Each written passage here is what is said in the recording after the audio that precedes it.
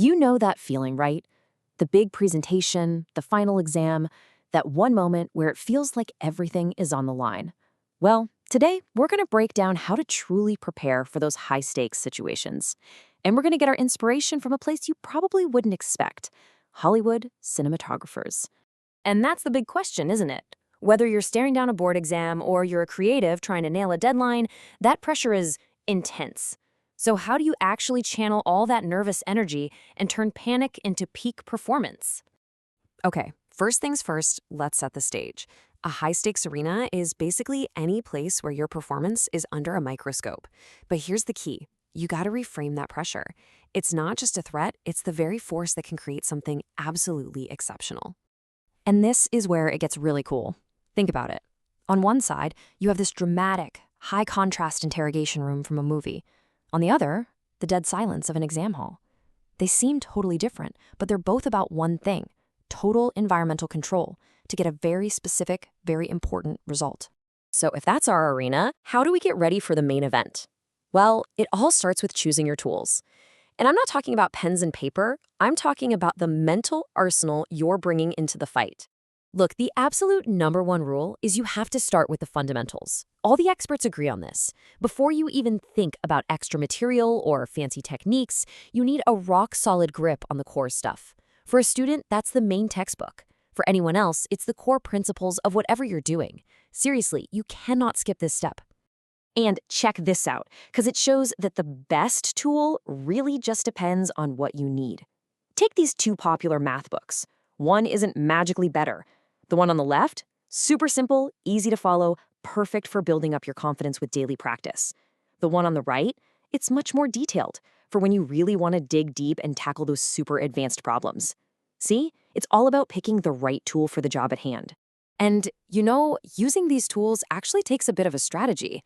You don't just grab one and go. You build from your foundation, that core material we talked about, and then you bring in the extra stuff for very targeted practice. The goal isn't to solve every single problem in the book, it's to get a deeper understanding without completely burning yourself out. All right, so we've covered the tools inside your head. Now let's talk about the space around you. Because just like a filmmaker lights a scene, you can and you absolutely should engineer your own environment to get the best performance.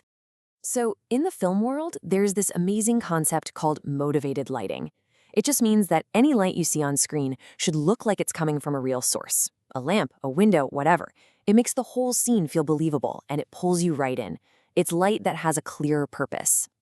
So think about it. What's the motivated light in your workspace? It's that desk lamp. But its purpose isn't just to help you see the page. Its real purpose is to create this little bubble of focus, to send a signal to your brain that says, hey, right here, this is where we get the work done.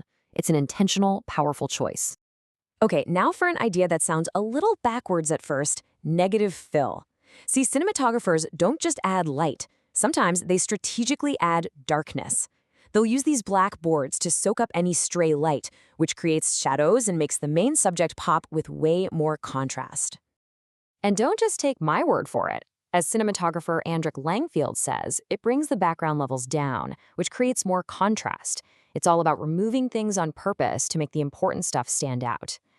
So here it is. This is the big takeaway. Your negative fill is simply removing distractions, closing all those extra tabs on your browser, putting your phone in another room, clearing the junk off your desk.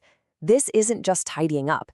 This is you strategically creating darkness so that the one thing that truly matters shines through. But we have to be honest here. This level of intense focus, of engineering your mind and your space for one specific goal, well, it comes at a cost. We have to talk about the human side of this kind of all-out preparation. Because when you're burning the midnight oil, trying to cram for that exam or hit that impossible deadline, what's the first thing that goes out the window? Yep, sleep. It's an almost unavoidable side effect of pushing yourself to the absolute limit. And the reasons why are probably going to look pretty familiar.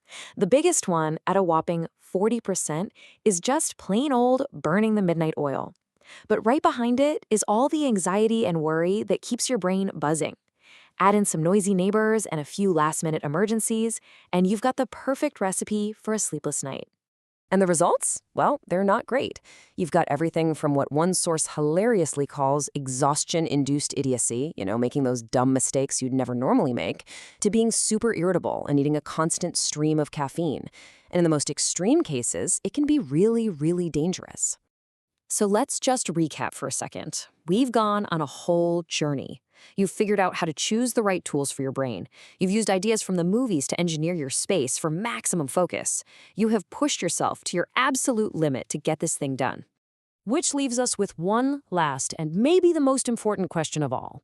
After all of that careful planning, all that engineering of your work and your space, have we forgotten the most critical piece of the puzzle? How do you apply that same level of intention to your recovery? How do you engineer your rest?